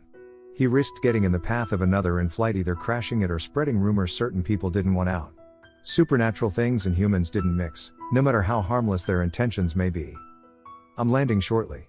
Just hold on. I shook my head, wanting to tell him it was fine. It didn't matter if I died or not. If he landed now, he wouldn't be able to see the sun rise again, and that scared me. My body failed me, sending me down into a darkness I hated. I did die. But not on the plane. He landed and I appeared at a gate with people around. They got me stable and in the hospital. The corporation sent an agent to review my situation. They knew the wound needed time to heal, so their agent killed me in the hospital bed. A bit rude if you ask me. I woke up perfectly fine the next day to find the corporation doing a lot of paperwork to cover up my absence from the hospital. I got a call a few days later from an agent I hadn't met before asking for a quick talk. We found a food stall to meet at. His suit not really the attire for people who ate in this location. I ordered something to sit with him for a few minutes. He looked like one of 340's brother. Honestly, he had so many I wasn't surprised. I wanted to tell you the outcome of the so-called ghost plane. The agent started. I offered him my fries and he broke character to accept them. He ate a few, then pulled out a small ring box. He opened it, showing me the pin I noticed the pilot wearing. You know about the magic streams, correct? He asked, finishing off the fires. I nodded. I knew about the streams. Or, heard about it. It was pretty complex, so I only had a vague idea of it. Some places, like mountains or deep woods, held a lot of magic. It's a good reason why creatures live there. The magic of the world flows out of them in streams that change with the season, or for other unknown reasons. This pin was made from a bone of some sort of powerful creature. A pilot wore it, then as a tradition handed it down to the next person. We're not certain of how long they wore it. But due to it always following or being near the magic streams, it absorbed a bunch through the years. The last pilot kept the pin hidden in a decommissioned plane because he didn't have someone to pass it along to, I guess. The pin wanted to fly again, so took over that broken down plane. Simple as that. To him this had been a simple case. I bet he dealt with a lot of stranger things than a pin wanting to fly again. I crossed my arms, wondering what would happen to it now. Is it going to be locked away or something? I asked the agent. He shook his head, placing the box and the table between us. We drained some magic out of it. It's not dangerous. I wanted to offer it to you. It's not useful for your travels, but... He trailed off, unable to say the real reason why he made the offer. He heard the pin wanted to see the sun rise and wanted to ensure that happened. I couldn't die after all. Agents' lives were short. There wasn't any guarantee he made it to the next day. As much as I wanted to keep it, I shook my head. I reached over to take the pin out, feeling the bone carved into the shape of a wing. I then put it on his suit jacket before he protested. I can't form any habits. This thing is pretty much alive at this point. It means it can die. I don't want it to get hurt, so it's better if you're the one to take it. It'll be a good luck charm. You both can see the sun rise together. I told him. He gave the idea some thought. He let himself smile in a way most of his brothers didn't. If he died, I felt certain this pin would be handed to the next sibling. I bought him a meal to go, which he greatly appreciated. I really wished he had a long life after our meeting. I checked my phone, seeing a new request come in. I hadn't really recovered from the plane case yet, but my bank account wasn't entirely full. I accepted it, feeling dread about the next job. At least now I knew to stop to watch a sun rise once in a while, because there are some people in this world that can't do the same.